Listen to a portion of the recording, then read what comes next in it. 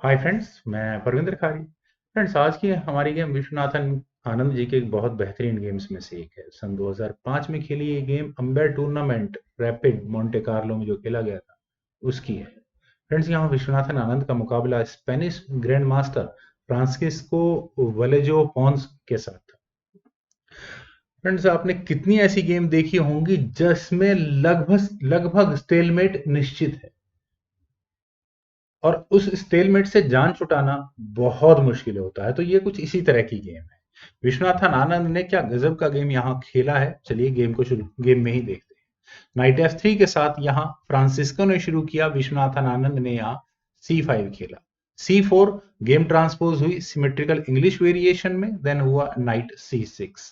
D4 तो C takes D4, knight takes D4, then knight F6 square पर knight C3 तो हुआ E6, A3, then bishop E7 square पर E4 और इसके बाद यहां आनंद ने कैसल किया।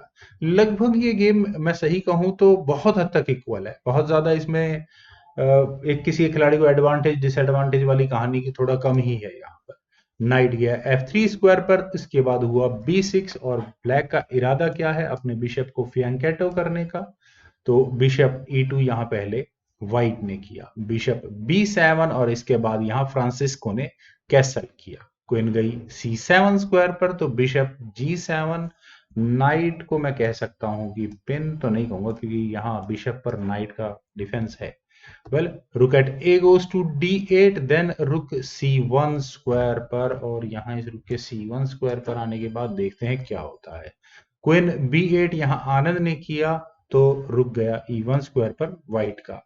H6 बिशप पर अटैक, और बिशप को फाइनली कुछ ना कुछ यहाँ डिसाइड करना ही होगा। बिशप गया H4 स्क्वायर पर, इसके बाद हुआ D6, तो बिशप F1 स्क्वायर पर, और बिशप F1 का मूव काफी इंटरेस्टिंग माइट भी हो सकता है। देखते हैं क्या होगा।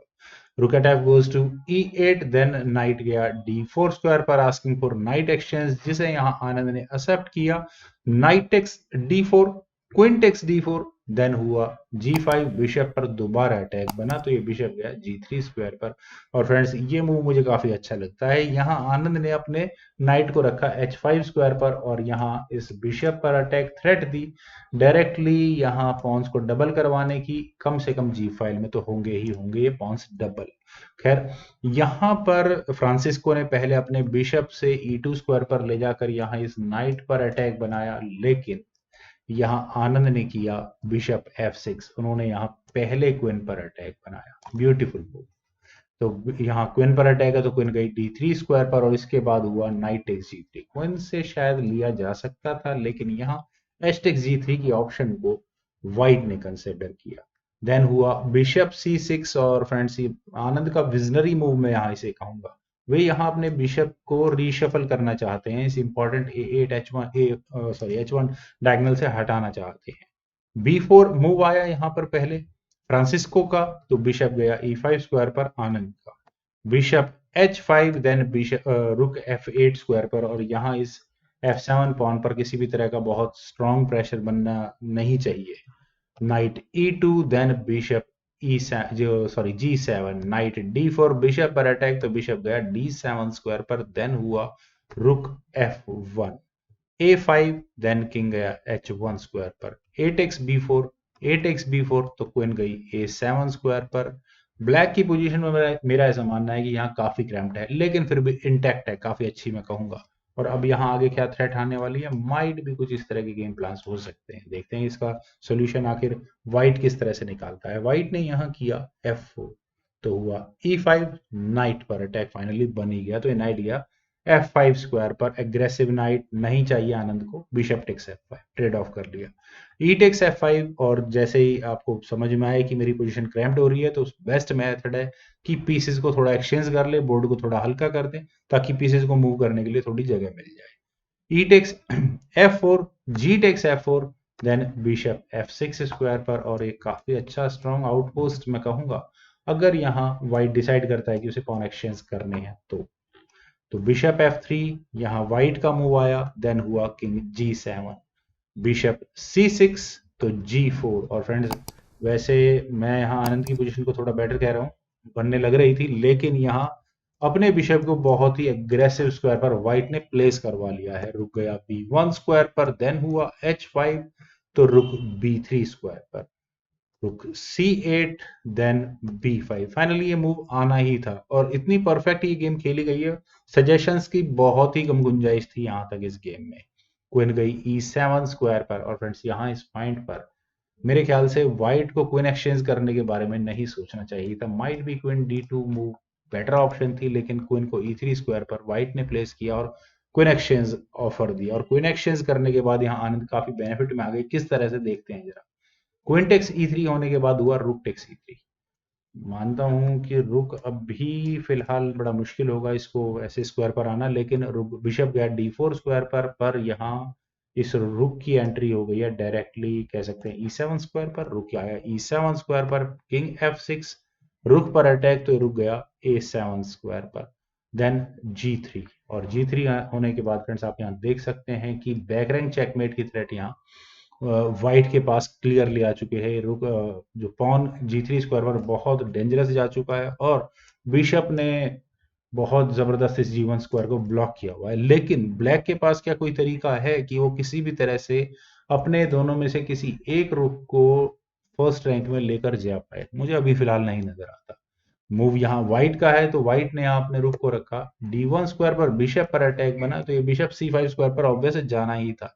और फिर इसके बाद यहाँ व्हाइट ने अपने रुक को रखा E1 स्क्वायर पर। और अब इस रुक की अगली डेस्टिनेशन क्या है, यहाँ आप क्लियरली देख ही सकते हैं, और इस F7 पॉन पर और ज्यादा प्रेशर बढ़ने वाला हो। तो अब ब्लैक क्या कर सकता है, रुक C8, लेकिन इससे फर्क क्या पड़ेगा देखते हैं। यहाँ हुआ था एक्चुअल में H4, और H4 करने के बाद यहाँ फ्रांसिस्को को मौका मिला अपने रुक को E7 स्क्वायर पर प्लेस करने का। और फ्रेंड्स ये मूव दिखने में जितना अच्छा है, एक्चुअल में शायद उतना ही जबरदस्त बैकफायर करने वाला है। सबसे पहली बात तो दोनों रुक्स यहाँ 7th रैंक में आ चुके हैं, व्हाइट के लिए पॉजिटिव है। नेगेटिव क्या है कि यहाँ अगर किसी भी तरह से आनंद कामयाब हो जाते हैं अपने किसी भी एक रुक को फर्स्ट रैंक तक पहुंचाने की, या किसी एक खाली फाइल में ओपन रखने करवाने के, मतलब किसी एक फाइल में ओपन फाइल में रखने के, तो व्हाइट बहुत जबरदस्त प्रेशर में होगा। लेकिन ब्लैक के पास फिलहाल कोई मेथड नहीं है। और ऊपर से यहाँ जैसे ही व्हाइट ने अपने रुक को E7 स्क्वायर पर प्लेस किया, तो व्हाइट को यहाँ ब्लैक को यहाँ मौका, आनंद को यहाँ मौका मिला अपने इस डी पॉन को आगे पुश करने का। और डी पॉन को आगे पुश होने के बाद यहाँ डायरेक्टली रुक पर अटैक बना। तो ये रुक अब कहाँ जाए, B7 स्क्वायर पर। खैर एक्चुअल में लगभग गेम में वही कुछ हुआ था, यहाँ ये रुक गया था D7 स्क्वायर पर कोई पड़ता नहीं है। वैसे तो मुझे ऐसा लगता है कि अगर ब्लैक यहाँ अपने रुक को E8 स्क्वायर पर ले जाए तो यही ये गेम खत्म है, क्योंकि फिलहाल मुझे तो लगता नहीं कि किसी तरह का कोई अटैक बन पाएगा, और यहाँ चेकमेट की थ्रेट होगी। और फिर इसके बाद यहाँ इसका इलाज क्या होगा, यहाँ व्हाइट को अपने रुक को A1 स्क्वायर पर लेकर जाना होगा, उसके बाद डी टेक C4 होगा, और एक एक कर ये पॉन एक एक कदम करके आगे बढ़ता रहेगा। बहुत अच्छा मूव था यहाँ से, लेकिन आनंद ने यहाँ पहले डिसाइड किया कि वो ये यहाँ करेंगे डी टेक्स C4। देन हुआ bishop D5, pressurising this F7 pawn. और अगर यहाँ इस F7 पॉन पर कोई अटैक बनता है तो चेकमेट की थ्रेट है, तो किंग टेक्स F5। और एग्जैक्टली इस पॉइंट पर व्हाइट के लिए स्पेशली रेकमेंडेड है कि बिशप टेक्स C4 कर लेना चाहिए था। किंग टेक्स F4 हो जाता, rook takes F7 check, king takes F7, sorry king E5 square पर, और फिर फर्दर ये गेम आगे बढ़ सकती थी। लेकिन यहाँ हुआ था rook takes F7 with check. ये मूव थोड़ा सा मैं कहूंगा दूरदर्शिता की कमी रही यहाँ पर। रुक टेक्स F7, रुक takes F7 check, then king गया G6 स्क्वायर पर। और अब वाइट यहाँ क्या करे, क्या वो यहाँ अपने रुक को हटाए, शायद हटा लेना चाहिए था, लेकिन उन्होंने यहाँ पहले किया F5 चेक, तो किंग गया G5 स्क्वायर पर, देन हुआ रुक G7 चेक। और आनंद को इससे अच्छा चाहिए ही क्या, उनका ये किंग गया F4 स्क्वायर पर, देन हुआ बिशप F3। लेकिन ये बिशप का जो भी ट्रैप है, मुझे लगता नहीं कि यहाँ की ये गेम चेकमेट तक किसी भी तरह से पहुंच सकती है। आनंद को बस इतना ही चाहिए था, उन्होंने यहाँ अपने रुक को रखा E8 स्क्वायर पर। और अब क्या थ्रेट्स दे रहा है यहाँ पर वाइट, चेक्स देकर रुक को लेने की, जरा देखते हैं। लेकिन आनंद की थ्रेट क्लियर है, चेकमेट करने की। तो रुक G4 check, king takes F5। और फ्रेंड्स यहाँ इस पॉइंट पर अब ये जो चेकमेट आने वाली है, इससे किस तरह से बचा जा सकता है। सिर्फ एक ही तरीका है व्हाइट के पास कि किसी भी तरह से वो इस गेम को स्टेलमेट कर दे। और आप यहाँ देख सकते हैं कि पॉन तो मूव हो नहीं सकते, तो यहाँ पर बेस्ट मूव व्हाइट के लिए निकल कर आता है बिशप को E2 स्क्वायर पर लेकर जाने का और यहाँ बिशप सेक्रीफाइस करने का। और कम से कम ब्लैक रुक टेक्स E2 नहीं कर सकता, अदरवाइज रुक F4 चेक, किंग E5, रुक E4 चेक, रिपीटेड चेक्स के बाद यहाँ पर जैसे ही कभी ना कभी ब्लैक को ये रुक लेना ही होगा और उसके बाद ये गेम स्टेलमेट हो चुकी होगी। लेकिन यहाँ पर आखिर ब्लैक इस बिशप को लेगा ही क्यों? वो यहाँ अपने बिशप को E3 स्क्वायर पर ना ले जाएगा।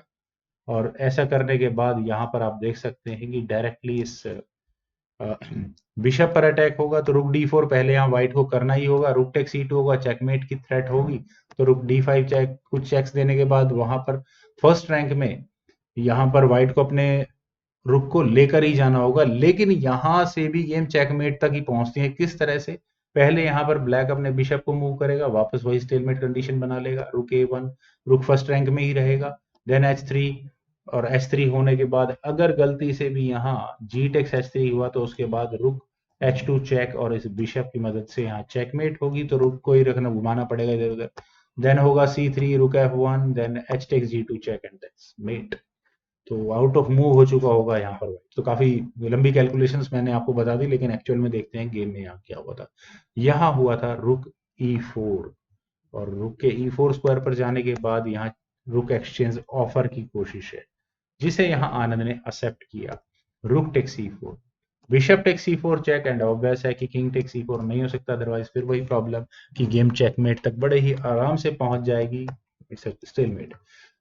तो यहाँ किंग गया F4 स्क्वायर पर, आनंद ने अपने किंग को मूव किया, देन बिशप D5 तो हुआ C3, bishop B3, then bishop F2 square पर, बिशप C2 तो किंग गया E3 स्क्वायर पर, बिशप B3, देन किंग गया D2 स्क्वायर पर। और अगर एक भी चूक हुई तो यहाँ गेम स्टेलमेट तक पहुंच जाएगी। तो इसी बात को शायद देखते हुए, पहले खैर पहला मूव था व्हाइट का, तो उन्होंने अपने बिशप को रखा A4 स्क्वायर पर, लेकिन आनंद ने यहाँ अपना बेस्ट मूव चला, वो था बिशप को E1 स्क्वायर पर ले जाने का, और व्हाइट के किंग को स्पेस दिया कम से कम वो अपने किंग को मूव कर सके ताकि गेम स्टेलमेट तक ना पहुंच जाए। तो बिशप C3 हुआ, और उसके बाद फाइनल मूव था विश्वनाथन आनंद का, वो था C2 का। और यहाँ इस मूव के बाद फ्रांसिस्को ने रिजाइन कर दिया। और रेजिग्नेशन का फ्रेंड्स अब रीजन मेरे ख्याल से बताने की जरूरत नहीं है ज्यादा, क्योंकि यहाँ से अगर ये गेम आगे बढ़ती है तो bishop take C2, king take C2, और अब किसी भी तरह से इस गेम को स्टेलमेट नहीं कराया जा सकता, और कराने की कोशिश भी होंगी तो ब्लैक के पास वे आउट है स्टेलमेट से बचने के। मान लेते हैं कि यह किंग G1 स्क्वायर पर जाएगा, then bishop B4, king F1, king D3, king G1, king E2, king H1, then H3, और किंग G1। चलिए अगर ये पॉन ले लिया तो फिर तो प्रॉब्लम ही प्रॉब्लम है। देन बिशप C5 चेक होगा, किंग H1 स्क्वायर पर जाएगा, देन किंग F2, और किंग F2 स्क्वायर पर आने के बाद व्हाइट के पास एक लीगल मूव अवेलेबल होगा, वो होगा जी टेक्स F3 करने का, लेकिन इसके बाद होगा बिशप D6, और एक और मूव जो व्हाइट के पास लीगल अवेलेबल होगा वो होगा इस H1 को आगे पुश करने का, होगा H4, और इसके बाद होगा G2 चेक, और यहाँ इस बिशप की मदद से बड़ी ही इस पॉन के लिए बहुत ही अच्छी चेकमेट। तो फ्रेंड्स बड़ी ही अच्छी गेम मुझे लगी, और मुझे उम्मीद है कि आप सभी लोगों को जरूर पसंद आई होगी। तो आप लोग इस वीडियो को लाइक करें, शेयर करें, और मेरे इस यूट्यूब चैनल चेस गुरु को प्लीज सब्सक्राइब जरूर करें। आपके कमेंट्स का मुझे बेहद इंतजार रहेगा। Thank you for watching and bye for now.